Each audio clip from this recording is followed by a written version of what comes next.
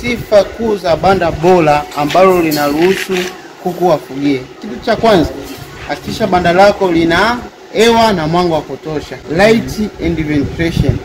Hivyo ni vitu muhimu sana kwa viumbe wa kuku, wanapenda sana mwanga na hewa ya kutosha. Kitu cha pili, hakikisha banda lako lina rough flow ambayo haifanyi maji yakatuama, yawe maji yanamwagika na kufyonzwa.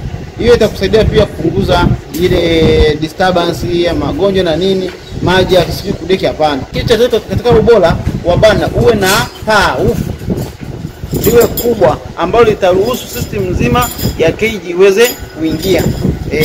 Kwa sababu kuna system zote ya maji, chakula iweze kuingia. Lakini kitu cha pili na mwisho cha kuzingatia sana, banda lako liwe imara, na hakikisha banda lako limejengwa kwa ajili ya kuingiza zile umefuata vile vipimo vya msingi, cage iweze kusimama vizuri, isije kuleta shida. Mwisho kabisa, hakikisha banda lako milango vyote viko sawa, na tunashauri sana milango iwe center, yani iwe katikati, ambayo pia hiyo haitopunguza nafasi ya cage. Ukiweka pembeni inapunguza nafasi ya cage.